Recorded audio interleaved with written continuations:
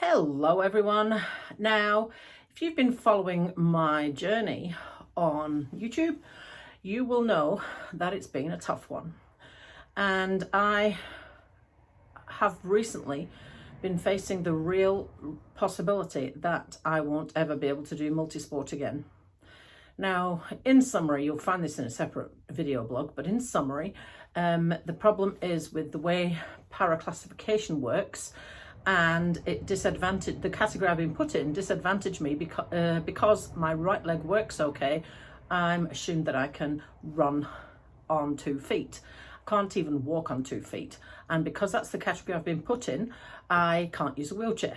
So I'd almost given up on triathlon, and my previous vlog 2 weeks ago, you'll see how emotional I felt about that. For now, Waka Ama has been sort of like a bit of a saviour for me because I didn't need legs for that. I felt like I was normal, on an equal par with everyone else.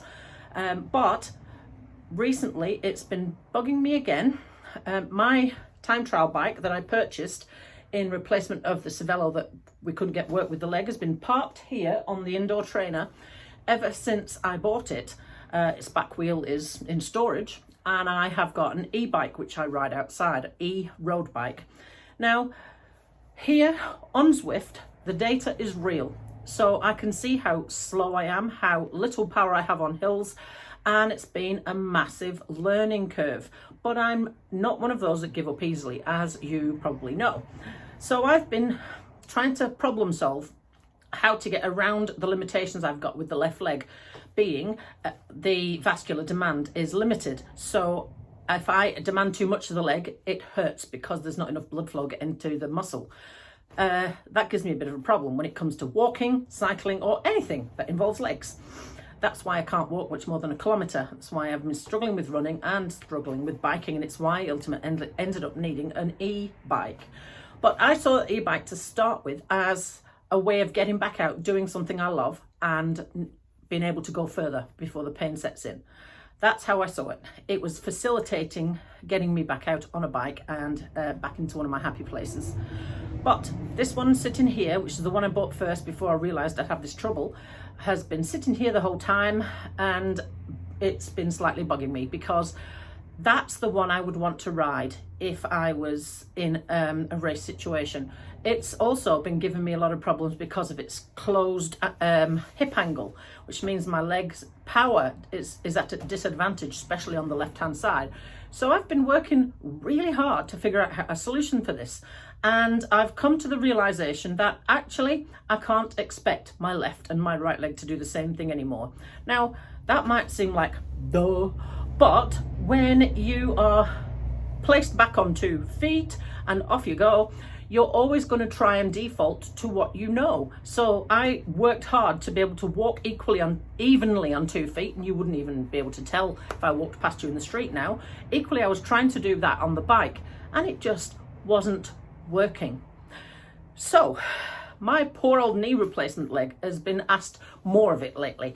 So what I've been doing is on Zwift, with real data, no weight doping or anything like that, it's given me the truth. I've been cycling along, trying not to stop, down on the aero bars as much as I can, up when I can't, and when the leg starts hurting too much, I've been putting more power through the right side. And then to get it going again, more power through the right side. So the right leg is actually doing a lot more work than the left. And that has actually started to work. I've got my average speed average up from 17, 18. We're now up to 23 kilometers an hour, over 25 kilometers. So it's working to a degree. How far I can push that, I have no idea. But I'm not done yet. And then there was a little glimmer ding of an idea in my brain. Now this was popped into my head when I saw the advert for the Oxman, which is a Canterbury-based triathlon, and they send me email because I entered it in 2019.